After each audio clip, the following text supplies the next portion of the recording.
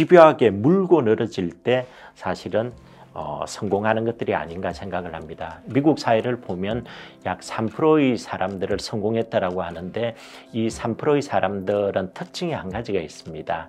인생의 목표에 대해 더 명확하게 손으로 직접 썼고 이 손으로 쓴 목표를 주위 사람들과 나누고 그 주위 사람들이 그 목표에 대해서 피드백을 할 수 있도록 도움을 받았다는 거죠.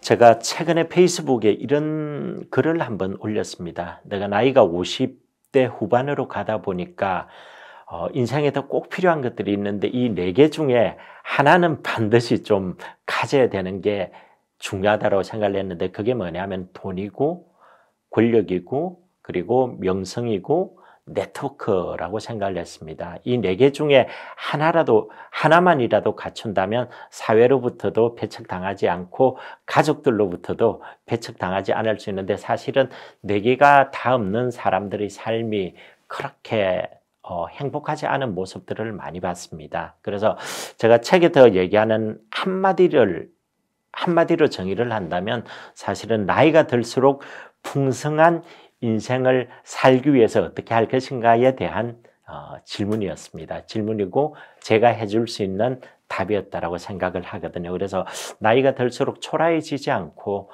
풍성해지는 삶을 살자.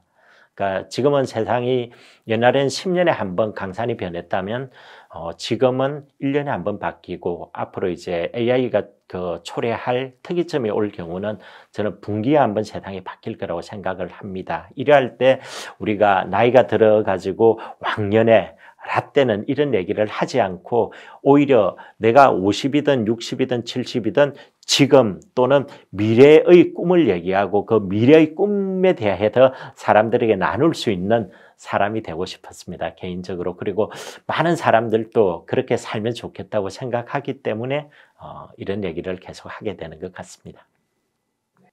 아마 그거는 일에 대한 어떤 가치관일 텐데요. 그거는 일에 대해서 아마 비전이나 열정이나 사명감을 가진 사람들이라고 생각을 하고요. 이 사명감이 목적과 목표로 분명하게 정리가 되고 그리고 또 하나는 집요하게 물고 늘어질 때 사실은 성공하는 것들이 아닌가 생각을 합니다. 미국 사회를 보면 약 3%의 사람들을 성공했다라고 하는데 이 3%의 사람들은 특징이 한 가지가 있습니다.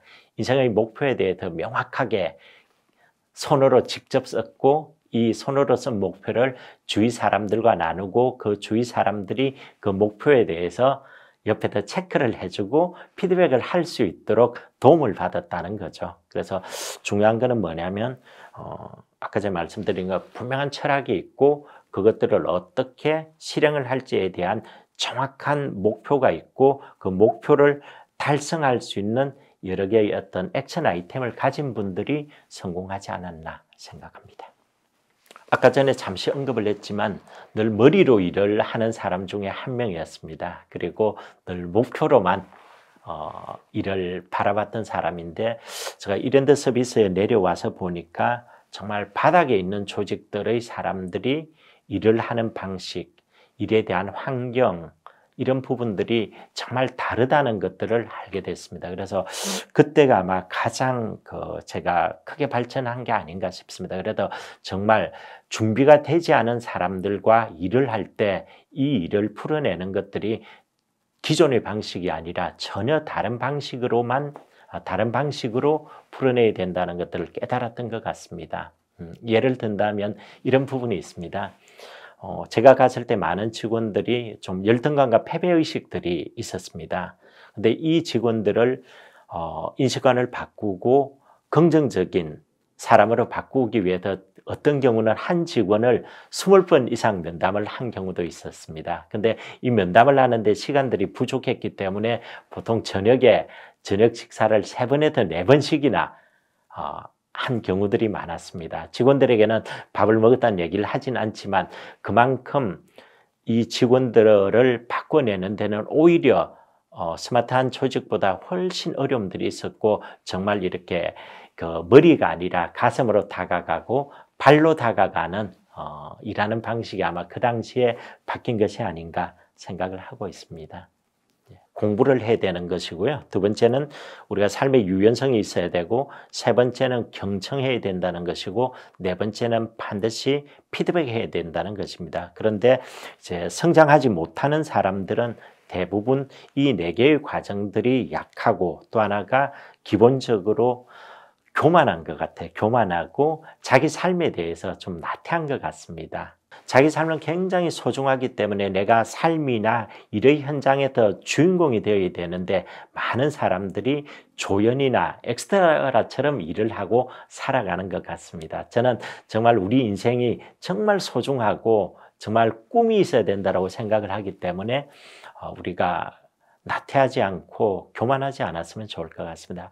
죽는 그 순간까지 공부하고 또 공부하는 것들이 우리의 삶을 풍성하게 할 수 있는 유일한 방식이라고 생각합니다. 사실은 인생은 어떤 때가 황금기인지는 아무도 알 수 없습니다. 늦었다라고 생각을 할 때가 가장 빠를 수도 있고요. 우리가 인생을 42.195라는 마라톤 관점으로 보면 처음이 빠르다고 마지막 종착지에 더 먼저 들어오는 것도 아니고, 중간이 빠르다고 마지막 종착지에 빨리 들어오는 것도 아니다라고 생각을 합니다. 그래서 정말 꾸준하게 우리가 페이스를 유지하는 것들이 가장 중요하다고 생각을 하고요. 지금 아까 제가 말씀드린 것처럼 내 인생의 주인공이 내가 되기 위해서는 이 세상 사람들과의 관계 속에 더 좋은 태도를 가져야 되고, 그리고 또 하나는 이 태도가 실제적으로 결과를 만들기 위해서는 이 태도를 실행할 수 있는 역량에 대한 준비들을 반드시 좀 해주시면 좋을 것 같습니다. 그리고 집중해야 된다. 제가 이런 얘기를 합니다. 제가 이랜드 서비스 같을 때도 동의를 했었는데요. 만일에 지금 내가 인생을 바꾸고 싶다면, 지금 만일에 이 에너지를 1을 사용을 하고 있다고 가정하면 1이 아니라 1.5, 2, 3을 쓸 때 지금 내가 가지고 있는 이 상이라고 하는 페이지가 바뀔 수 있다고 저는 생각을 하는 것들이거든요.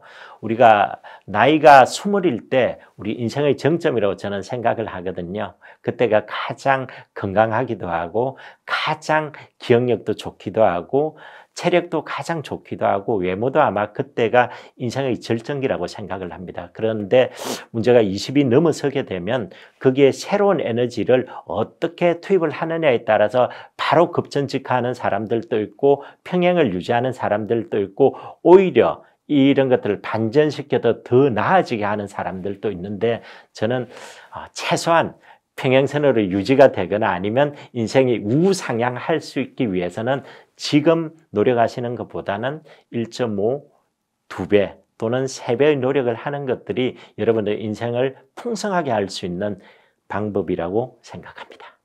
일반적으로 저희들이 많이 알고 있지 않습니까? 보스는 혼자 모든 것들을 명령하듯이 끌고 가는 사람이고, 리더는 함께 문제를 풀어가는 사람이라고 저는 생각을 하고 있습니다. 제가 늘 하는 얘기가 있습니다. 리더십은 사실은 리더십이거든요. 그러니까 배를 목적지까지 끌고 가는 게 리더십이지 않습니까? 그렇다면 사실은 배를 목적지까지 끌고 가지 못한다면 사실은 리더십이 발생을 할 수가 없습니다.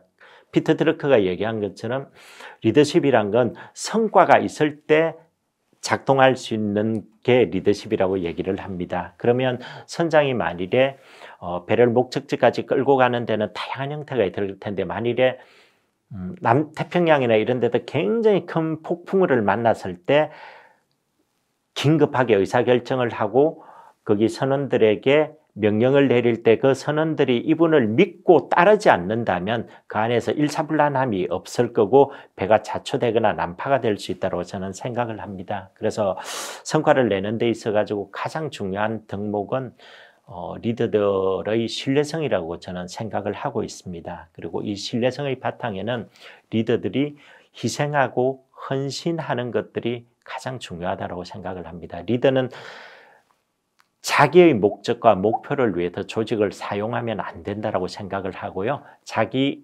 목표와 목적이 조직을 위해서 오히려 포커싱을 해야 된다고 생각을 하고 있습니다. 복종을 하는 것은 안 되지만 리더에 대해 순종하는 자세를 가져야 될 것 같고요. 그리고 또 하나는 배우려는 자세가 있어야 될 것 같고, 세 번째는 존중하는, 리더들을 존중하는 자세가 필요할 것 같습니다.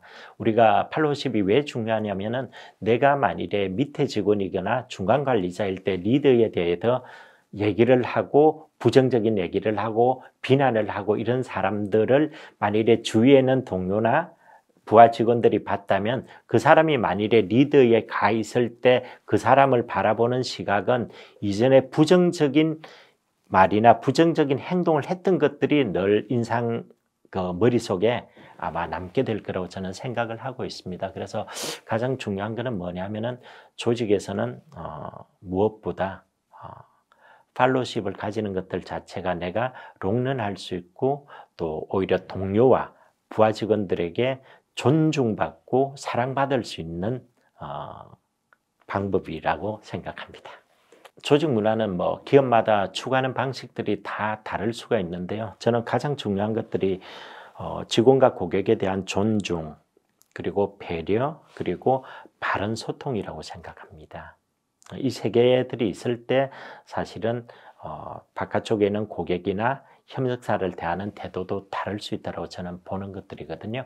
어떤 기업들은 굉장히 엘리트주의 관점에서 경쟁이라든지 최고를 추구하는 기업들을 또 있을 수 있지만 저는 그것보다는 훨씬 중요한 것들이 조직 문화는 사람에게 집중하는 것들이 중요하다고 봤습니다. 왜냐하면 이 사람을 존중하고 배려하지 않으면 이 사람들이 자존감을 가지고 일을 하는 것들이 저는 어렵다고 보거든요. 그래서 조직 문화가 사실은 전략을 앞선다는 얘기를 하는 이유도 저는 그거라고 보고 있고요. 그래서 사람을 존중하고 사람을 배려하고 바르게 의사소통하는 것들이 가장 중요한 조직 문화의 3요소라고 보고 있습니다.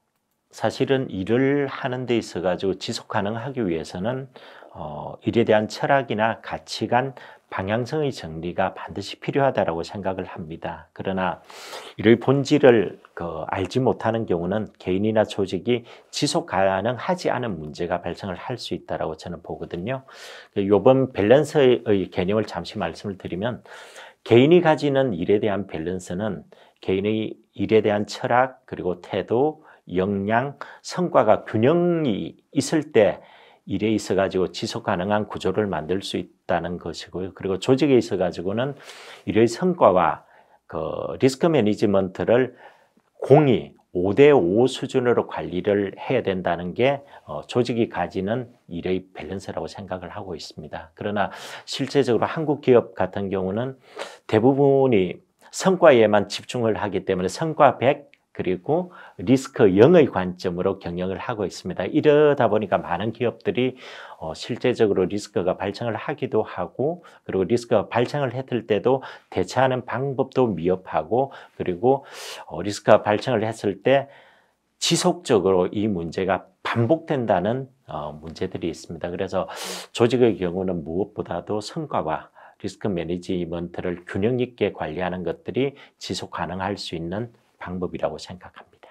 사실은 기업은 사회로부터 빚진 존재라고 생각을 하고 있습니다. 그렇기 때문에 기업가 정신이 사실은 지금보다 더 좋은 세상, 넥스트 소사이어티를 만들어가는 것들이 기업가가 가져야 되는 기본적인 사명이라고 저는 생각을 하고 있습니다. 그렇다면 우리가 일을 통해서 어떤 사회적인 활동을 하게 되는데 이때 가장 중요한 것들이 일에 있어 가지고 효율성만큼이나 중요한 것들이 효과성이라고 생각을 하고 있습니다. 아까 전에 말씀드린 것처럼 일을 하는 과정에서 어떤 가치를 만들어내고 그 가치가 사회를 발전시키는 원동력이 되기 때문에 무엇보다 중요한 것들이 한쪽에 치우치지 않는 효율성만 강조를 하게 되면 숫자에만 치우치는 문제가 발생을 할 수 있습니다. 그런데 과연 경영이란 것들이 숫자만 집중할 것들이냐라고 볼 때 그런 것들이 아니라 실제적으로